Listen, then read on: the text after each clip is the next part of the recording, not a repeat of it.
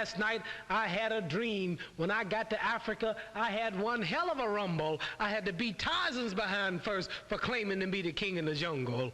For this fight, I've wrestled with alligators. I've tussled with a whale. I done handcuffed lightning and put thunder in jail. You know I'm bad. I have murdered a rock. I injured a stone, and I hospitalized a brick. I'm so bad I make medicine sick. I'm so fast, man, I can run through a hurricane and don't get wet. When George Foreman meets me, he'll pay his debt. I can drown a drink of water and kill a dead tree. Wait till you see Muhammad Ali.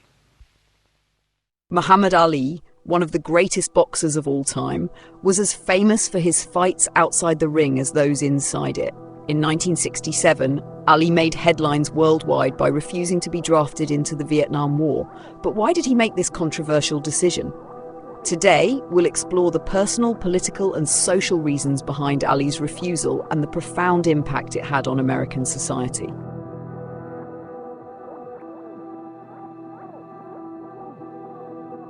The 1960s were a turbulent time in American history. The Vietnam War had become deeply unpopular, civil rights protests were at their peak, and the nation was grappling with issues of race, inequality, and militarism. Against this backdrop, Muhammad Ali, then the heavyweight champion of the world, found himself at the center of a storm.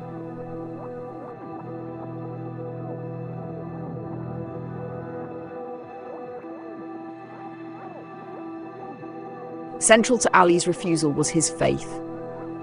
After converting to Islam in the early 1960s, Ali became a member of the Nation of Islam and adopted the teachings of Elijah Muhammad.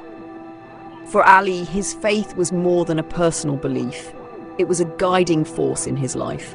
The Nation of Islam opposed participation in what they saw as an unjust war, and Ali's stance reflected this conviction. I will not go 10,000 miles from here to help murder and kill another poor people simply to continue the domination of white slave masters. Ali also saw the Vietnam War as an extension of the racial injustice faced by African Americans at home.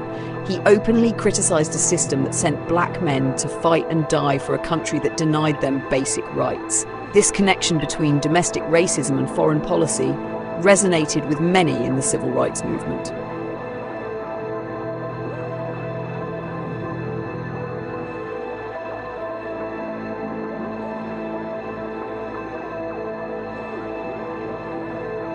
Ali refused induction into the US Army on April 28, 1967.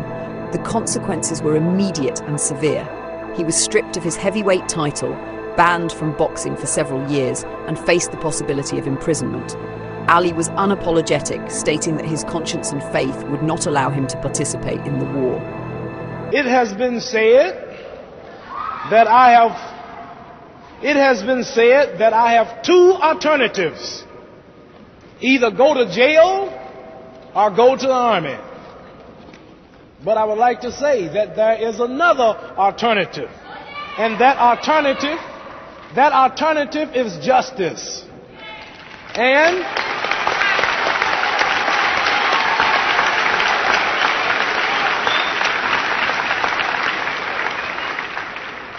if justice prevails, I will neither go to the army nor will I go to jail. Ali's refusal polarized public opinion. While many admired his courage, others saw him as unpatriotic. Over time, however, his stance was increasingly vindicated as the war grew more popular. Ali's defiance became a symbol of resistance and integrity, inspiring future generations to question authority and stand up for their beliefs. In 1971, the Supreme Court overturned Ali's conviction for draft evasion in a unanimous decision, recognizing the validity of his religious objection. By then, Ali had returned to boxing and was well on his way to reclaiming his title. But his impact extended far beyond sports.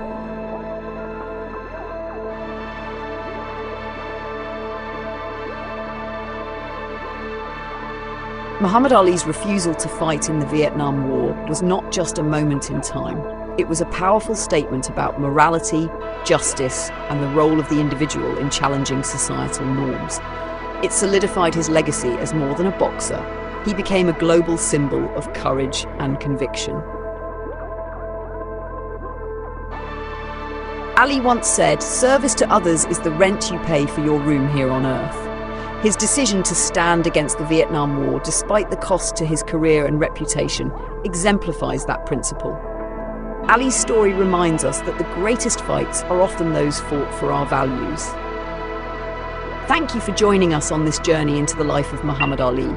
Don't forget to like, share, and subscribe for more in-depth stories about history's most iconic figure.